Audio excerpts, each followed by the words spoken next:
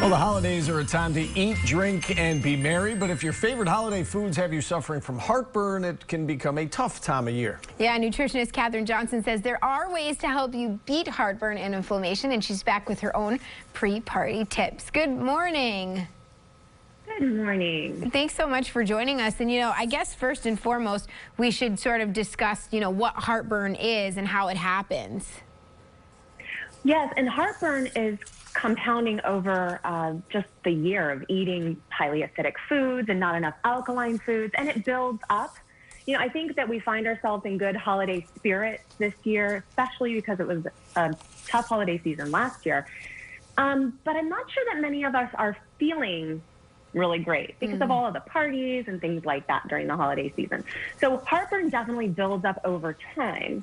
The interesting thing about heartburn is not only that we may be eating too many acidic foods, we think that we have too much stomach acid, so we reach for those antacids, but the symptoms of low stomach acid actually mimic the symptoms of too much stomach acid, and reaching for those antacids simply compound the problem.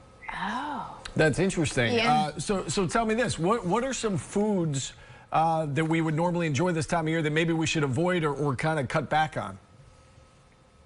Well, that's a great question. Heartburn can certainly be contributed to by very acidic foods, and there is a list of acidic foods, alkaline foods. If we eat about 80% of alkaline foods and 20% acidic foods, which we're not likely to do at the holiday season, we should be good, but that's not what most of us are doing. And interestingly enough, there is a group of foods called nightshade vegetables, which are very healthy: tomatoes, eggplant, bell peppers, and white potatoes, that contribute to inflammation, which of course is the root of most disease and just makes us kind of feel crummy, bloated, and things like that. That they contribute to our own inflammation within our bodies through their defense mechanism. It's an alkaloid called solanine, and it's basically trying to get us to stop coming back for more of these plants. So, Catherine, are there specific foods that you think we can eat more of this time of year to sort of combat, when we do go out to those parties, so maybe we won't feel so badly? Yes, absolutely. There's a great guiltless cauliflower mash recipe. I know you guys have a copy of that. And there's also a demo and the recipe on my Instagram, which is Food for Thought with Kat. It is so good, and it replaces white potatoes any day. You don't really know if you have a sensitivity to nightshades or another group of foods, which are high in lectins, unless you kind of stave those off for a while and then reintroduce them to see if you're sensitive.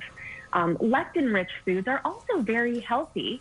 They are legumes like beans, peas, chickpeas, peanuts, of course, grains as well, and some dairy.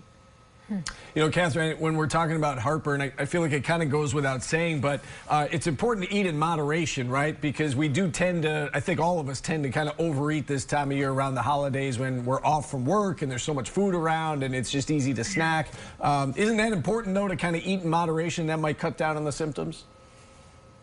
I couldn't have said it better myself. I think many of us just gorge during the holidays and we say, well, we'll fix it later. We'll do a diet on January 1, when in fact, these diets don't work. I just don't. I never see the longevity of a diet. It's really about lifestyle. It's about moderation, as you said. And I've got some good news. It's also about being less restrictive. I said it last time and I keep saying it because it's really when we fall into the cookies because we've told ourselves we can't have any.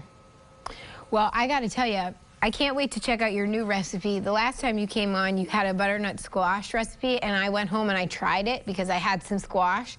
It was delicious. So I'll keep you posted on this new one. But thank you so much. These are some great tips. Please do keep me posted. I'm glad that you all liked it. And, there are ways to get rid of the lectins in foods, too, by sprouting or soaking or cooking. So these are not healthy foods that we need to steer clear of, really. That's the good news as well. Good to know. And listen, we want to let you know that if you'd like to learn more about Catherine and how she can help you, you can visit her online, foodforthoughtwithkat.com. You can also find her on Instagram.